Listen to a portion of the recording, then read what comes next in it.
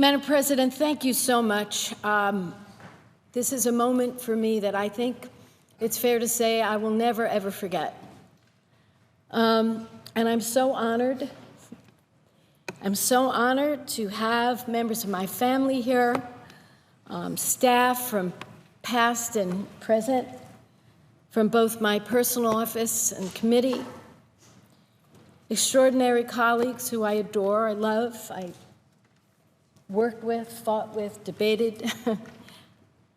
I'm so honored that Senator McConnell and Senator Reid have said really nice things about me. I think in Senator Reid's case, we go back so long. I'm going to talk a little bit more about that.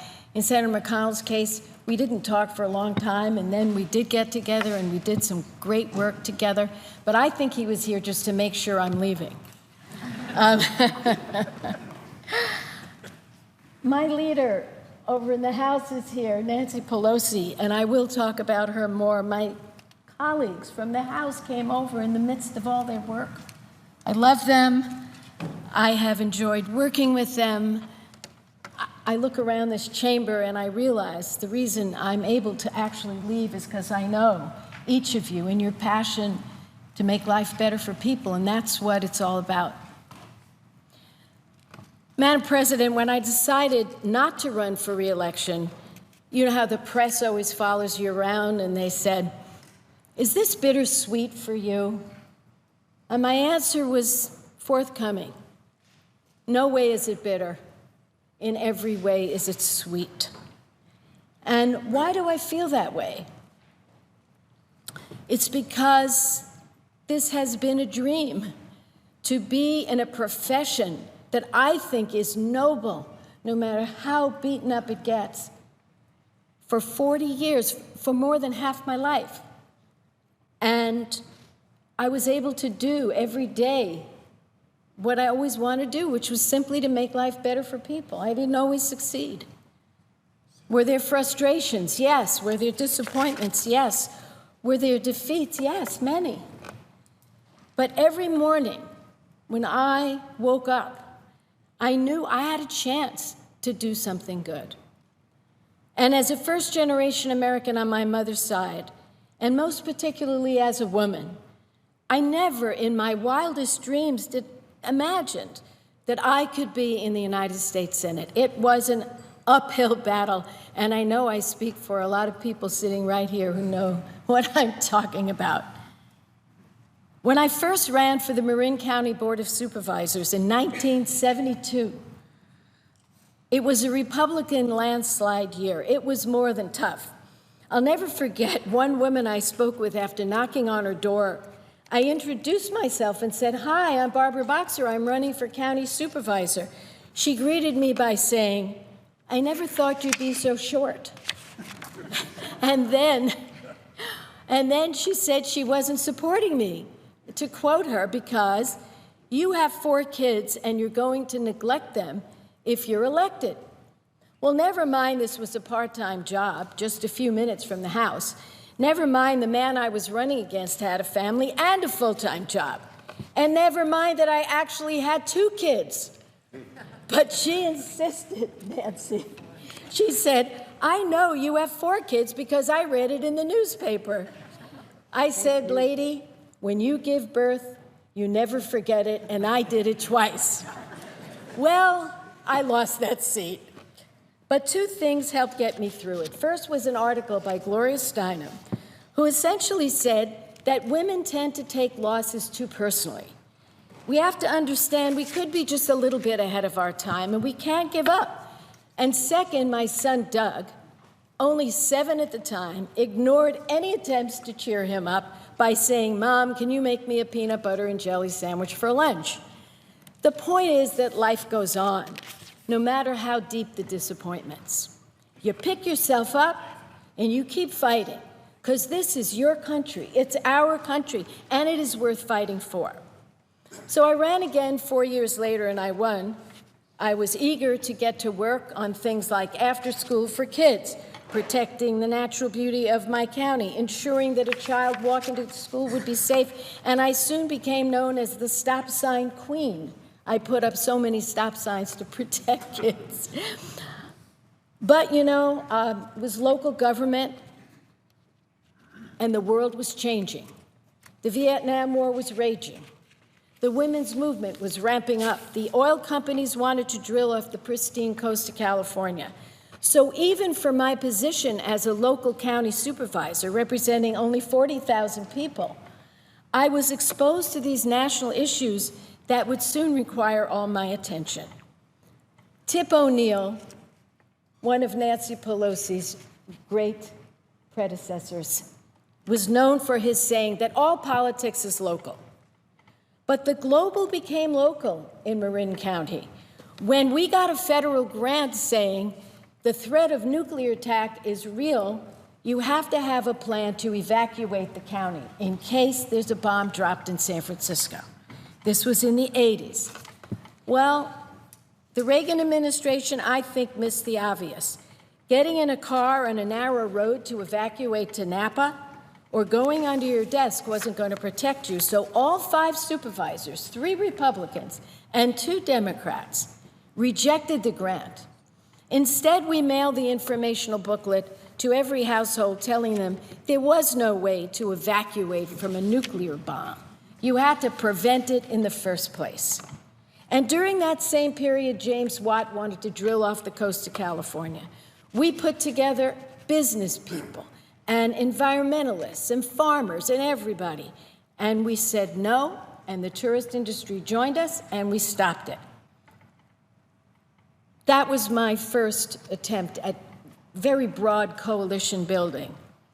So as national issues unfolded before my eyes, I had to do more if I really wanted to stay true to making life better for people.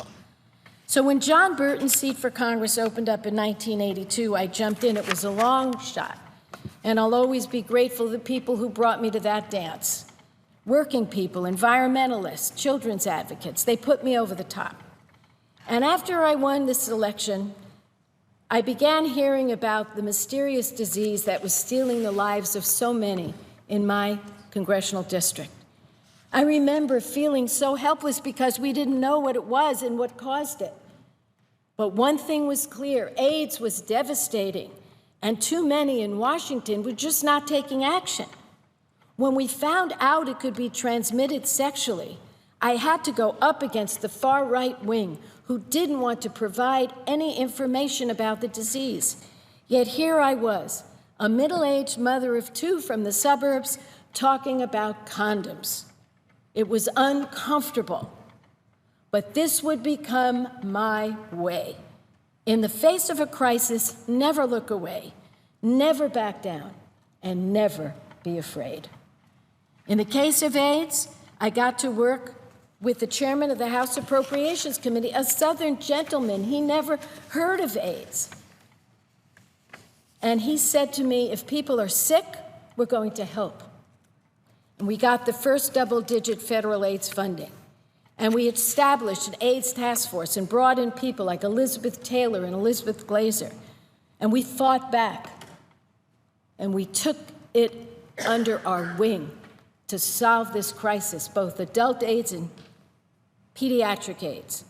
By that time, I had an extraordinary new partner in the House, Nancy Pelosi. We immediately bonded. I was so impressed with her passion and her energy. We remain the dearest of friends to this day. I'm so proud of her. Nancy has changed the face of politics in America, and she will go down in history as one of the most influential leaders of our time. Recently, on a recent issue, I was expressing deep disappointment, and Nancy told me, "Don't agonize, organize." This was 2 nights ago. She's right. When things get tough, that's what you do. Over the years, issues kept coming my way, came the way of a lot of people in this room. The Violence Against Women Act, LGBT equality, protecting a woman's right to choose, workers' rights, protecting the Clean Air and the Clean Water Act and the Safe Drinking Water Act. Those are all examples, and these fights continue, and they keep coming, whether you're in elected office or not. They come to you if you're a single parent trying to raise a child and struggling to make ends meet on a minimum wage that's not fair. They come to you if your kid gets asthma. They come to you if your job has been outsourced and you have nowhere to turn. They come to you when college tuition gets out of reach. And whether it's happening to you or someone else, the great thing about our participatory democracy is each of us has a chance to make a difference. You can make a difference by holding an elected office or working for someone who does. You can make a difference by working for a campaign. You can make a difference by starting a business and employing good people to help you build it. You can make a difference by becoming a teacher, a nurse, a firefighter, or a police officer. There are so many noble ways to make a difference in America, but the one thing you cannot do, even when it is tempting, you cannot turn away. Never. The forces and the people who shape you cannot be ignored. And I say to everybody within the sound of my voice that you have it within you to step out and make your mark. A lot of young people come up to me and say, I'd love to do what you do. How do I become a U.S. Senator? I'm sure lots of us get that question. And I always say, it's important. I always say, it is not important to be something. It is important to do something. But if you choose my path and the path of many in this room, I want to be clear. You will need mentors and you will need friends, like two of mine, John Burton and Barbara Mikulski. John encouraged me to run for the House. We had always been a fighter for those without a voice. Barbara had been my friend in the House and encouraged me to run for the Senate. When I went to see her, she said, very simply, go for it. I mean, that and $40 million, that was good advice. And I did. Senator Mikulski is everything a senator should be. Intelligent, caring, always focused, and as an added bonus, she can have you in stitches. I'm so grateful for her guidance and, most important, her friendship. So I launched my campaign for the Senate. It was very difficult. No one predicted I would win. I was less than an asterisk in the polls. I was filled with doubt. But coming to my aid was my senior senator, Dianne Feinstein. She stood by my side, even though it could have cost her votes. And I will never, ever forget that. Thank you, Dianne. And I also need to pay tribute to Anita Hill, because without her, I never would have been elected to the Senate. Anita Hill courageously told her story to the all-male U.S. Senate Judiciary Committee, breaking the silence on this painful issue. In addition, people saw there were only 2 women in the Senate. Anita Hill, you showed us all that we must never be afraid to take on the powerful. It certainly isn't easy, but if you learn to be tough in the right way, you can find the sweet spot, even in this atmosphere where the parties have grown so far apart. This is one of my biggest regrets, how far the parties have grown apart, especially when it comes to the environment. Remember, Richard Nixon created the Environmental Protection Agency. He signed the Clean Air Act, the Clean Water Act, and the Endangered Species Act. George H.W. Bush signed the extension of the Clean Air Act, and many Republicans led the charge for environmental protection. But now, unfortunately, protecting the environment has become a divide where we truly duke it out. As I leave here, I intend to do everything in my power to work to bridge that divide, because we all live on one planet. It doesn't matter what party we are. We all breathe the same air. We all want our families to be healthy and live on a planet that can sustain us and all of God's creation. So now, in this time of deep division, we have to find areas to work together. Well, I think I found a proven formula in my relationship with my friend and chairman of the Environment Public Works Committee, Senator Jim Inhofe. We never surprise each other, even where we disagree, ever. Our word is our bond to each other. We found that we could work as a winning team to build and strengthen our nation's infrastructure. And we have made incredible progress for the American people on those issues. Long-term highway bills, long-term water bills, and the first update on the Toxic Control Act, and that was a doozy for us.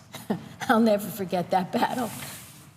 Transportation turned out to be a sweet spot between Majority Leader Mitch McConnell and me. We hadn't talked seriously for 20 years because of the Packwood case. It was hello, hello, that was it. But we did come together to save the Highway Trust Fund at an urgent time. Our work together surprised so many of our colleagues, but I think it surprised the two of us more than anything else. But it worked because we set aside all of our past legitimate divisions in order to rescue America's transportation system. We took a risk, and the risk paid off. And of course, all of my colleagues helped make that possible. I want also to mention my Republican counterpart on the Ethics Committee, Senator Johnny Isakson, because when it comes to ethics, we've proven there's no room for partisanship. All we want to do is make sure the Senate is a respected institution. Friendship and trust with members on both sides and in the House of Representatives. I'm so proud so many of you are here. That's the only way to get things done. And having a leader who has your back is essential. A good leader knows and understands each member of his caucus and where they draw the line. Harry is so humble. Whenever you talk about him, he puts his head down. Harry, could you just look at me for a second? A good leader knows when to speak up and when to listen. A good leader knows when to pick up the gloves and fight like hell. That's what Harry Reid has done. He is not a show horse, he is a workhorse. He is a soft-spoken man. How many of us have to say, Harry, can you speak up? He is a soft-spoken man of a few words, but he chooses his words wisely, and he chooses his fights wisely. He doesn't seek the spotlight, but when it comes for standing up for what's right, he is right there when others are trying to slip out of the room. Harry has not only been an extraordinary leader and colleague, he's been a close and treasured friend of me, of Stuart, he and his wife, Landra. I call him the brother I never had, and he calls me the sister he never had. And I know he treats me like a sister. He always hangs up on me when I call him. And he never calls on me when I madly wave my hand at caucus. You know, I'm a sister. You don't have to worry. The love will be there. I am forever grateful for his leadership and his friendship. Another quality of Harry Reid's is that he encouraged women to run for the Senate, and once we got here, he made sure we had major responsibilities. Harry, you will go down in history for that. I am, of course, ecstatic that my successor is Kamala Harris, who has served as Attorney General for my state with great distinction, and who will continue the tradition of having a strong, progressive woman in this seat. Kamala, you heard it here. A strong, progressive woman in this seat is what we need. As I wind down my remarks, I must be completely honest about my broken heart. I worked hard, along with so many millions of Americans, so that we would have our first female president. It was not to be this time, but we made history with Hillary Clinton, the first female nominee of a major party, who, I might add, won the popular vote by millions and still counting. She truly shattered the glass ceiling and showed that women have the ability to take it on the chin again and again. My message to everyone who supported Hillary is, the work goes on. Yes, you build on success, but you learn from failure. But you never stop working for human rights, civil rights, women's rights, voting rights, children's rights, and the environment. I certainly don't plan to stop. I am not only fortunate to have had this extraordinary career, but I'm also so fortunate to be going home to a state that stands for everything I believe in. I want to thank every one of my staffers, those who work for me in Washington, either on my personal staff, my committee staff, those who work for me in the state, and those who helped me get elected. A lot of you are here today. Without them, I never, ever could have done my job, and I never could have accomplished the things that I've accomplished that I'm proud of. And I want to thank the floor staff. The floor staff never gets thanked enough because they deal with us when we're very nervous, when we're about to have an amendment come up, when we're about to vote on something, and we want to understand the rules. We want to understand our rights. Gary, you and your team, Trish, Tim, all of you, thank you. When I look back on everything I fought for, there are more than 1,000 accomplishments, and I'm certainly not going to talk about all of those, but I'm going to briefly, very fast, go through 10 of my favorites. The first after-school programs that got funded by the federal government, covering more than 1.6 million kids every day. 1 million acres of California wilderness preserved. The first ever comprehensive combat casualty care center in California for our most wounded warriors. Ensuring that our transportation programs remain in place for years to come with millions of jobs protected. Upholding our landmark environmental laws, and I hope that continues, but I won't go off on that. Setting clean drinking water standards to protect pregnant women, children, and other vulnerable people. The Dolphin Safe Tuna label. Protecting victims of rape in the military from irrelevant, harassing questions that had already been barred in civilian courts. Establishing the first ever subcommittee to oversee global women's issues, which Jean is going to carry on. Recommending a diverse group of supremely qualified judicial nominees who are carrying out our laws in California's federal courts. There are many more I could talk about. It's like, and we all know this, that each one of them is like a child to us, and we remember how hard it was to get it done. But let me be clear, you don't get anything done here unless your colleagues help you from both sides of the aisle. My biggest regret, I have to say what it was. My biggest regret is that I couldn't end the war in Iraq. It hurt my soul. I came down to the floor every day and I read the names of fallen soldiers. I was accused of being too emotional. I asked probing questions in committee to expose the fact that we were in the middle of a civil war. Day after day, I made my case, but the war went on, and it took President Obama to finally end that war, and I will always be grateful to him. Of course, there's unfinished business, and I know my colleagues are going to carry it on. We have to restore the Voting Rights Act. We need to restore trust between our communities and law enforcement.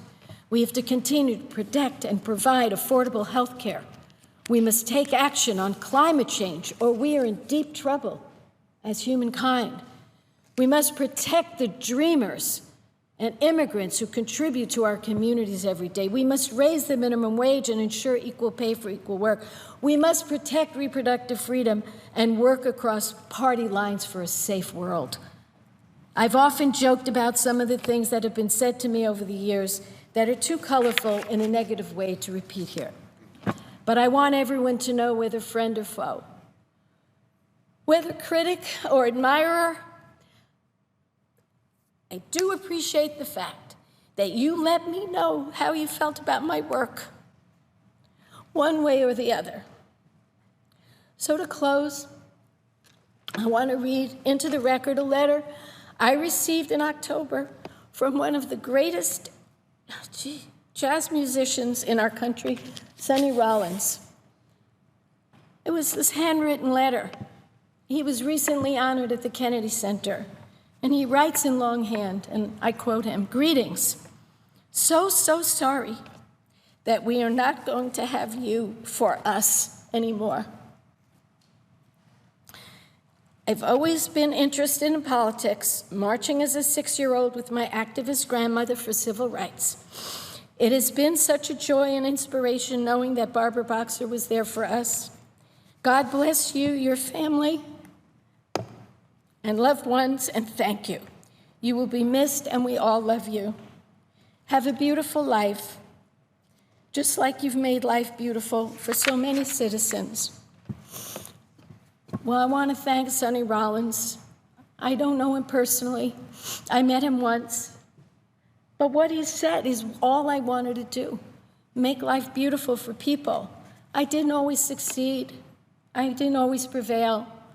I felt the pain of losing many times. But I can honestly say I never stopped trying. I was able to do it because of the love, understanding, and support of my husband of 55 years, Stuart, who's here today, who gave me so much, including the best political name ever.